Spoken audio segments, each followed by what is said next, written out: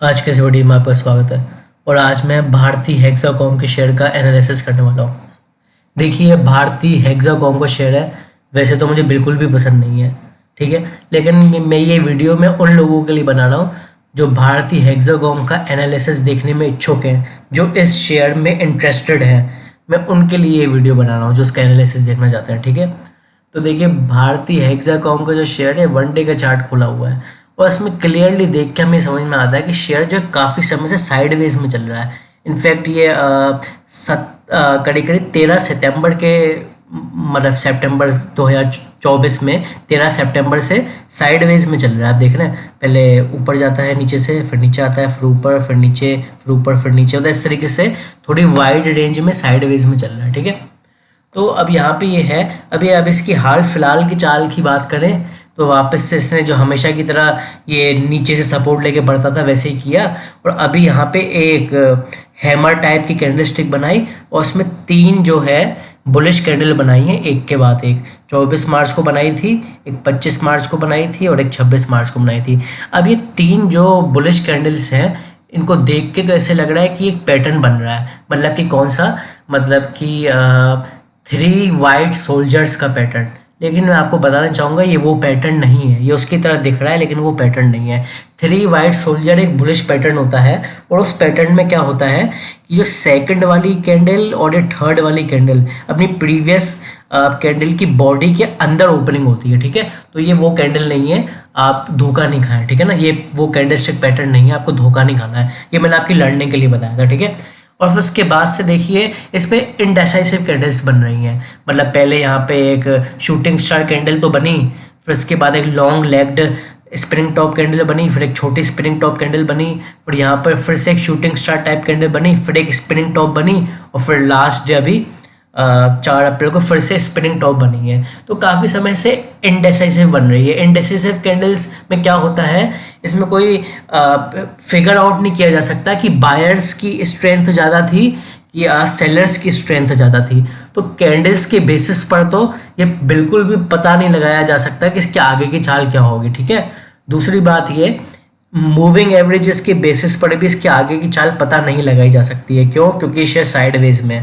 और अगर मैं मूविंग एवरेज लगा के दिखाऊं तो मूविंग एवरेज हमेशा ट्रेंडिंग शेयर्स में काम करते हैं। साइडवेज में तो इस शेयर के ही इर्द गिर्द घूमते रहते हैं ईएमए, तो ईएमए भी ऐसे में काम नहीं करते हैं। तो हमें ऐसे में प्राइस का सहारा लेना होगा। इस तरीके की सिचुएशन में हमें प्राइस का सहारा लेना पड़ता है और इस तरीके से हमें एनालिसिस करना होता है, क्योंकि उसमें कोई इंडिकेटर वगैरह साइडवेज के शेयर में काम नहीं करता है। ज़्यादा से ज़्यादा रेंज ब्रेकआउट करता है, लेकिन यहाँ पे काफ़ी वाइड रेंज बनी हुई है, समझ रहे हैं। तो हो सकता है कि तब तक तो वहाँ तक तो जाए नहीं, यहीं से ही कहीं लौट जाए। तो अब हमें बाय करना है, तो देखिए आपको क्या करना है। इस शेयर का जो क्लोजिंग प्राइस है 1465.95 है, मतलब करीब करीब 1466 का इसका क्लोजिंग प्राइस है। इसने हाई बनाया 1478 का।